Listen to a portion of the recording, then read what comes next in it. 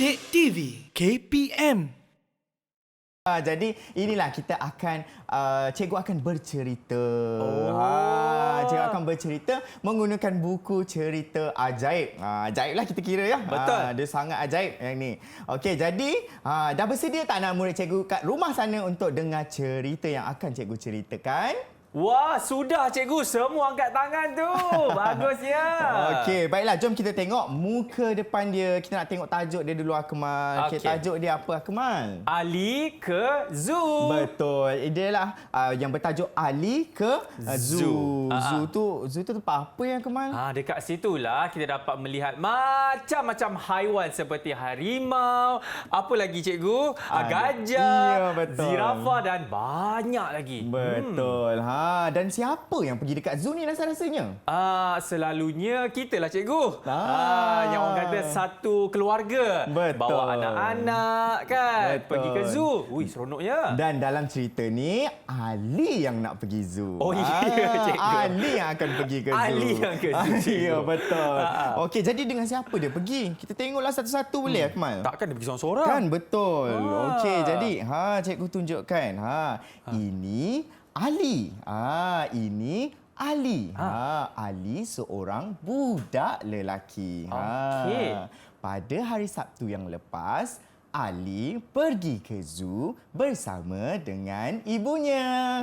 Dia pergi dengan siapa, Akmal? Ibunya? Ya, betul. Dia pergi dengan ibunya. Nama ibu dia tak sebut. Tapi kita tahu dia pergi dengan ibunya. Baik. Dan sebelum pergi ke zoo, Ibu Ali berpesan kepadanya. Apa yang Ibu Ali pesan ni? Dia cakap macam ni. Ali, jangan lupa pimpin tangan ibu. Pesan ibu. Jadi ibu dia dah pesan dah awal. Ibu dia cakap supaya pimpin. Sentiasa pimpin tangan siapa? Tangan pakcik tu ke? Tangan ibu dia lah, ya, cikgu. Ya, betul. Dia kena pimpin. Sentiasa pimpin tangan ibunya. Ibu dia dah pesan dah. Sebelum sampai dekat zoo lagi, dia dah cakap supaya pimpin tangan ibunya. Kenapa kita kena pimpin kan? Okey, lepas tu kita dapat tengoklah dia dah sampai dekat zoo dah. Dia pun dah seronok, cikgu. Ya, betul. Sangat seronok ni. Jom kita tengok apa yang berlaku seterusnya. Okey. Setibanya Ali di zoo, Okey.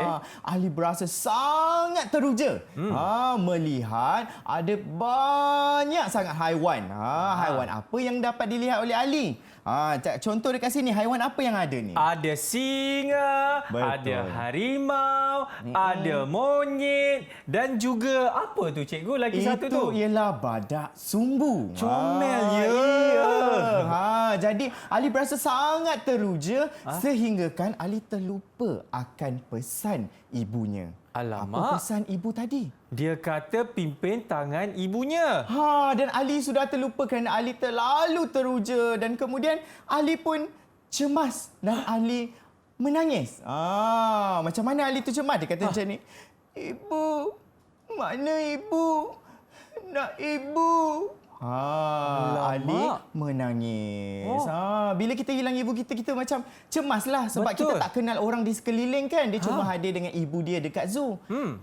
Jadi apa yang Ali buat rasanya, Akmal? Saya rasa dia jerit kot cikgu, minta pertolongan. Ya, nasib baik Akmal ni bijak. Akmal bijak. Akmal memang bijak ya. Ali.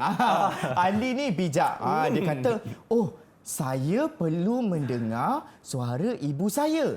Pasti ibu saya sedang memanggil-manggil suara saya. Memanggil-manggil nama saya. Kan? Mestilah ibu dia cari. Sebab dia hilang ibu dia pun hilang dia. Jadi ibu dia pasti mencari dia juga. Kan? Jadi Ali pun mendengar. Dia sampai di tempat yang pertama. Tiba-tiba ada bunyi kling kling kling kling kling. Kling kling kling kling. Ice cream, ice cream. Sesiapa nak beli ice cream? Ice cream, ice cream. Dekat mana tu, Akmal? Dia berada di hadapan van penjual ais krim. Jadi ada tak ibu dia kat situ? Masih tak ada. Tak ada suara ibunya. Kemudian, kemudian dia berjalan lagi dan dia cuba mendengar. Ya. Dia cuba mendengar lagi. Tiba-tiba dia mendengar suara. Mek. Mek. Mu. Ui? Mu. Dekat mana pula? rupa-rupanya Ali sudah sampai di kandang kambing dan juga lembu. Dekat dalam zoo ada pelbagai haiwan kan? Betul.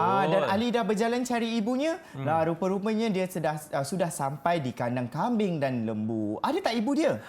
Saya rasa tidak ada, cikgu. Belum ada suara ibunya lagi dan dia berjalan-jalan. Ali berjalan-jalan. Okey. Ali berjalan lagi dan dia mendengar lagi. Ha. Ali mendengar. Tiba-tiba dia mendengar. Selamat pagi. Awak apa khabar? Sihat tak? Dia mendengar apa tu? Ada perbualan. Ya, ada perbualan. Rupa-rupanya ada seorang kakak yang sedang berbual menggunakan telefon bimbit. Adakah itu suara ibu dia? Saya rasa bukanlah, cikgu. Bukan. Jadi suara yang berbisik itu tadi bukan suara ibunya. Jadi dia berjalan lagi, Akmal. Okey, jalan. Dia berjalan lagi kan. Dia hampir-hampir, dia sangat sedih ni dan dia menjerit. Dia pula menjerit. Okey. Cuba Akmal jerit. Macam mana Akmal panggil ibu yang hilang? Ibu! Ibu! Ibu! Betul. Mestilah kena jerit kuat-kuat supaya ibu dia pula dengar, ibu Ali dengar. Kemudian tiba-tiba Ali mendengar. Ali! Ali! Ali! Ibu memanggil Ali. Adakah itu suara ibu Ali? Ataupun suara Cikgu Fendi. Kan? Dan kita tengok apa yang berlaku. Akhirnya Ali berjumpa dengan ibunya. Dan Ali berkata, Ali minta maaf ibu, kata Ali. Lepas tu balas ibu dia, Kemal. Dia kata, Jangan leka lagi ya, Ali. Betul. Lebih kurang macam itulah suara ibu dia. Jadi akhirnya dia berjumpa dengan ibu dia dan kita nak tahu apakah yang dapat kita belajar daripada cerita yang cikgu dah bacakan tadi, Akmal. Kalau saya, apa yang saya faham daripada cerita ini, kita sentiasa kena pegang tangan ibu bapa kita apabila kita berada di tempat awam. Betul. Dan kita kena ingat pesanan orang tua. Tak kisahlah ibu ke ayah, abang, kakak, atuk ataupun nenek. Kita kena dengar. Kena dengar alasan pesanan daripada orang yang lebih tua. Kerana ada sebab dia. Contohnya macam inilah. Kalau Ali tak ingat pesan, dia akan hilang. Tak jumpa dengan ibunya. Jadi sekarang bila kita ingat pesanan, takkanlah hilang.